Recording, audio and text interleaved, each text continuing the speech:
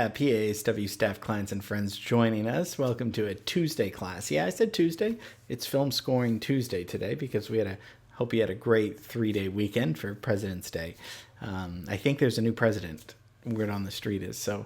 So I thought we'd still do it. So we have. You can get it into me by tomorrow, and we'll see the results for Friday. If you haven't played along, please play. It's not easy, but then most things in life aren't easy, so that's okay.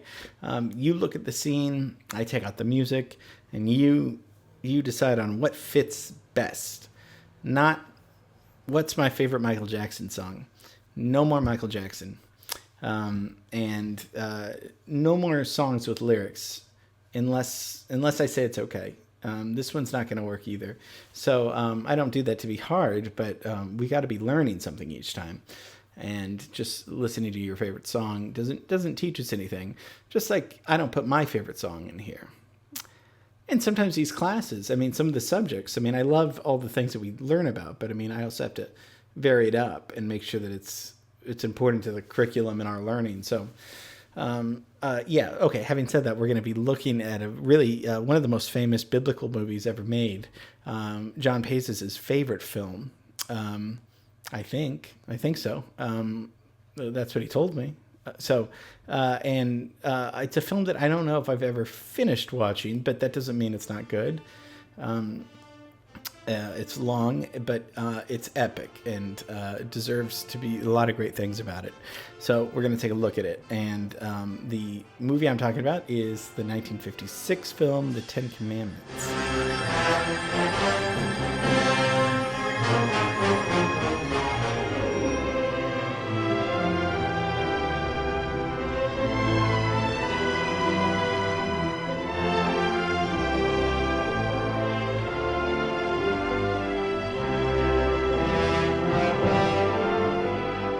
So we scored the famous chariot race scene from Ben-Hur. So that's 1959.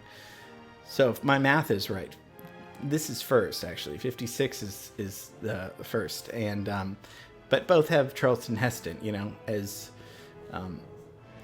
this kind of handsome, blue-eyed, guy that probably didn't look like that in biblical times. But we don't have to go that direction at all. And Ten Commandments is, the story of Moses, who Charlton Heston plays, and he discovers his Hebrew heritage, and then later God's expectations of him. And so Moses decides to liberate his people from captivity, under Ramses, and he manages them to lead them out of Egypt and across the Red Sea. And obviously he gets a visit from God on Mount Sinai, and he gets these commandments. If you look at Mel Brooks's film History of the World, there were 15 commandments. The Lord Jehovah has given unto you these 15.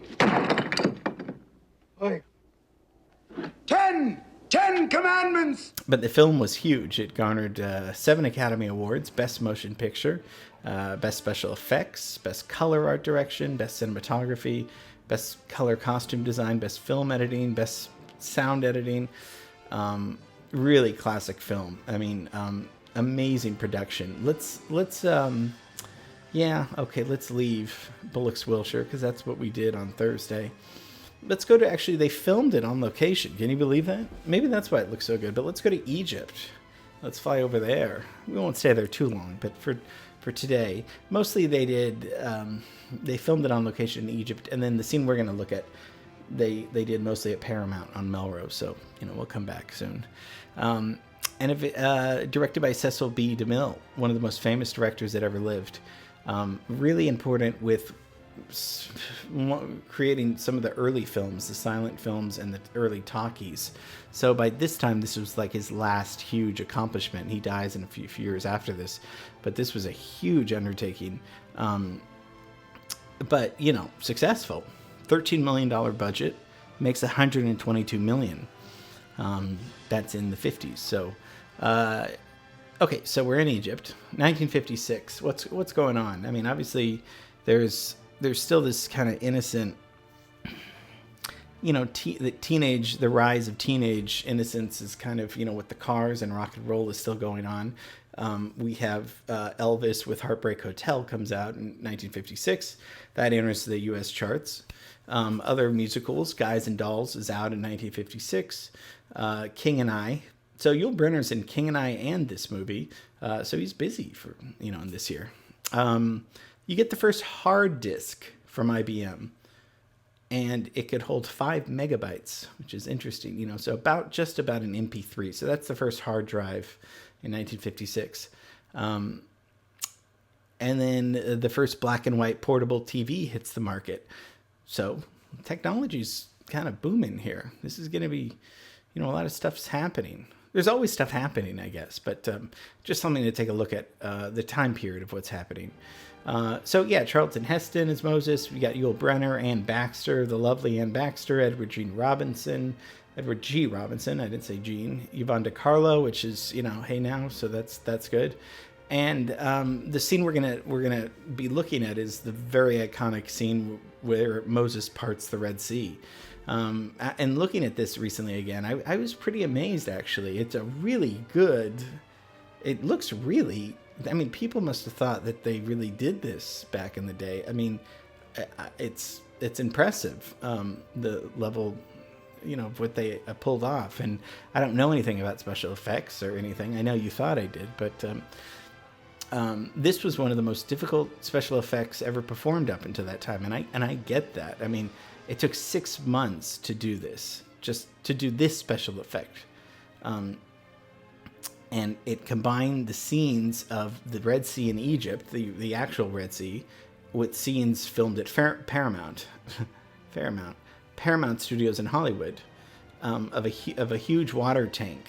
So mostly the illusion is it's parted by it's achieved by large dump tanks that were flooded, and then the film was shown in reverse. So that's why you get that feeling of it flooding, but it's actually just filming in reverse, which is a brilliant idea. And it's using a lot of optical printers and matte paintings. And I don't know how they did that. It's just... So it's obviously they're not there at all, but it's all an illusion. And gelatin was added to the tanks to give the water like a seawater like thing. So it was pretty much the water was like Jello. So that's the scene we're going to score. So just a little context. So this is Ramses, Yul Brynner, the villain in this, takes his army and he's after the Hebrews and Moses. And he gets to the Red Sea, and Moses uses his God's help to stop the Egyptians with a pillar of fire. And by doing this, he parts the Red Sea. Of course, it opens up for them, and then it closes back. So Ramses and his men can't come up to them. So this is like everybody's dream come true. It's like if you're at a dead end, you say, God, can you open up the door? And he opens it up. So, it's perfect. So that's the context of what's going on. So they're escaping for their lives, but, so it's not, it's not a comedic scene. The score was by Elmer Bernstein, no relation to Leonard Bernstein. They were friends, but, great composer. Oh my gosh. Probably the most famous scores were Magnificent Seven is his most famous one, along with To Kill a Mockingbird and The Great Escape. So really great Hollywood film composer. Okay, so let's take a look at the scene with Elmer Bernstein's score. Behold his mighty hand!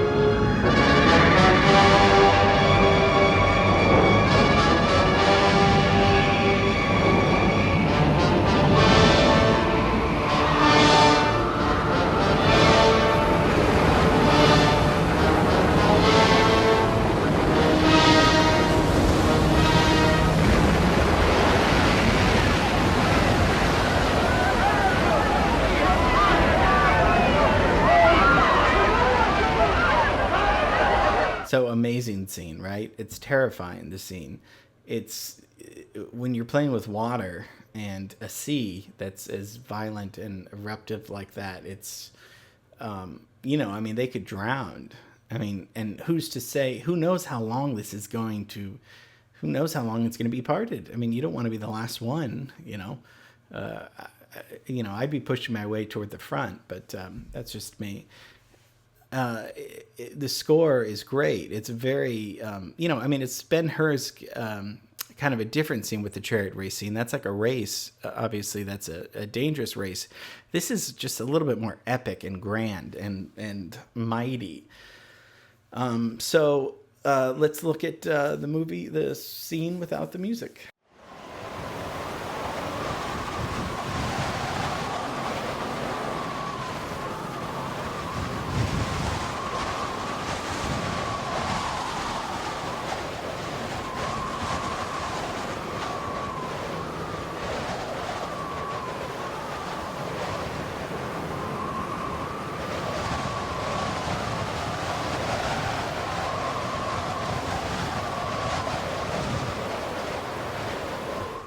Pretty scary without the music. It's a scary scene.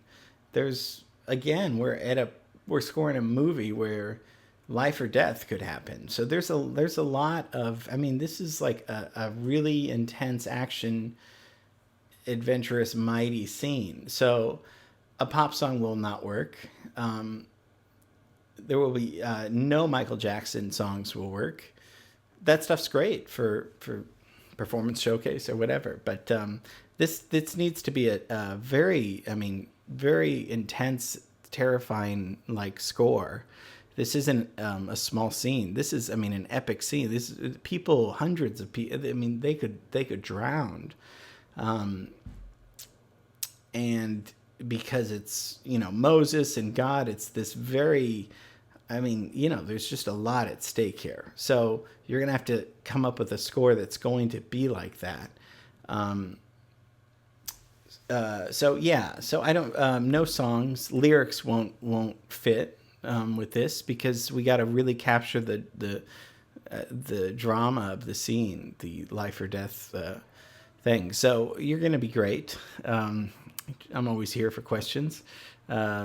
And get it to me by tomorrow. And we're going to score Cecil B. DeMille's The Ten Commandments. And it's going to be really exciting. So love you and miss you. I do miss you. And I do love you. So don't want you to think I'm just throwing that away, at the end of every class. Because it's true. Okay. I'm going to be here tomorrow. Okay. Bye.